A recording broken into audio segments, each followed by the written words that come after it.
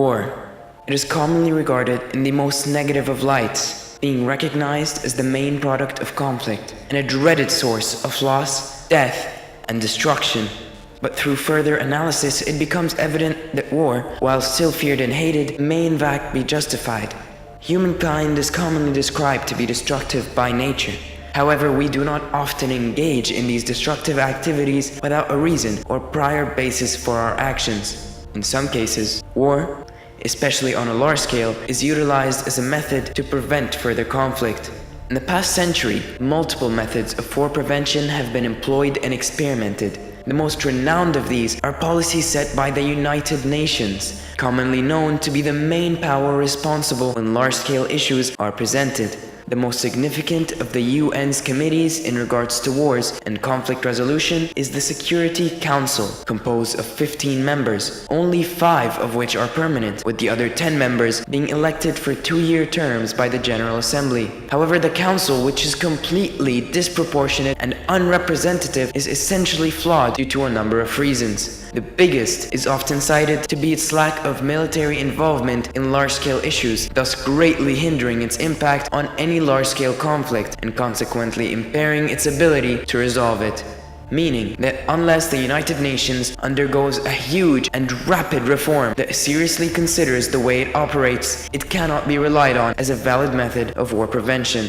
Throughout history, preventative war has been considered for many reasons, and recently this has occurred in the form of preemptive strikes to disarm a nuclear adversary, an action considered by many US presidents in the past, including President Dwight Eisenhower against the Soviet Union, as well as Presidents Lyndon B. Johnson and John F. Kennedy. However, these methods have not been very fruitful in the past, and none can be solidly supported by historical evidence. It is rather the opposite that is true, in that the evidence provided by past experiences would condemn the methods of preventative war, in which almost all cases involving this method have resulted in an escalation of combat and leading to the involvement of conventional forces, thus resulting in an irremediable situation.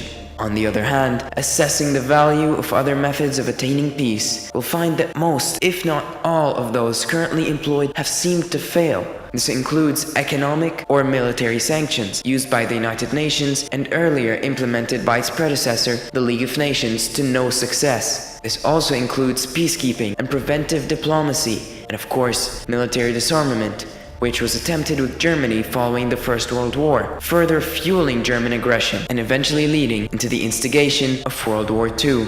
In conclusion, we understand that in recent history, issues of war and conflict are proposed to the United Nations, which is tasked with deconstructing each case and undertaking preventive measures before the conflict escalates to dangerous stages. Through the scope, we have analyzed the multiple methods of attaining peace, which included sanctions, diplomatic discussion, peacekeeping, disarmament, and preventative war. And while each method boasts its own benefits and downfalls, we can say with confidence that some drawbacks far outweigh the proposed advantages. With this, we can establish that the currently proposed methods of peacekeeping do not provide a foolproof way of avoiding war. Instead, it is imperative to treat every situation with delicate care and be able to adapt and operate clinically and carefully to each situation, instead of attempting to follow a general guideline, which can, as seen prior, lead to catastrophic results. Thus, to finalize our beliefs, we deduce that combat will only bring about more combat,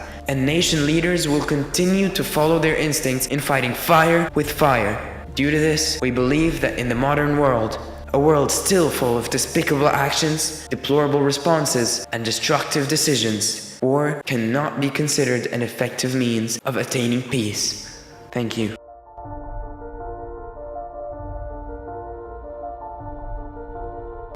Hi, I'm Pro Da Costa. I'm from India and I'm 15 years old.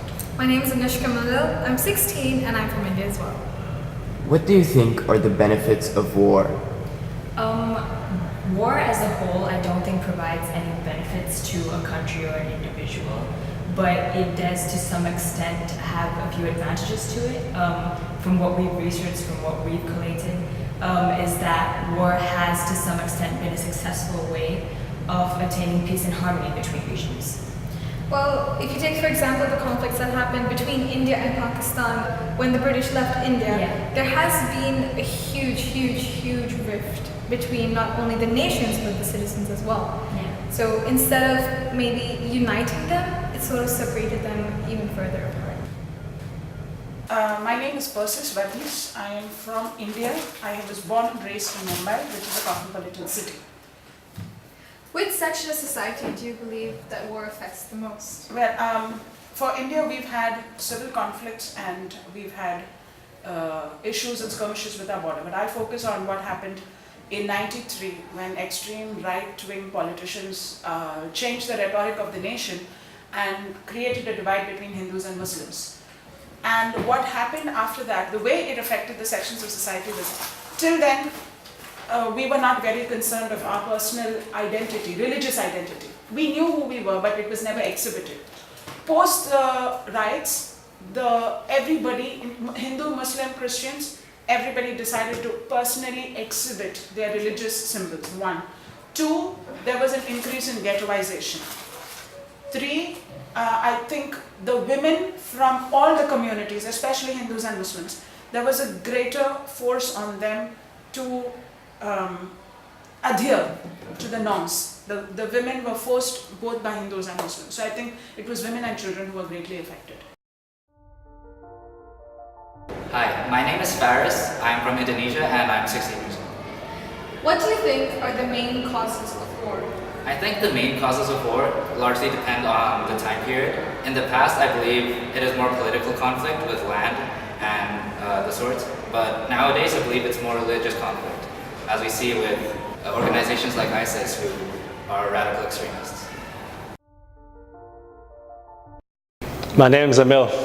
I'm from Bosnia and I'm 16 years of age. The question has been set, to what extent has war affected Bosnia? And the very first thing I would like to mention would be the case in Srebrenica, where over 6,000 people died as civilians, as innocents to soldiers. This has led to many great catastrophes. The very first I'd like to mention is that every day now in Bosnia or Serbia, one man or another from either country is being attacked, and every day this sort of crime is committed.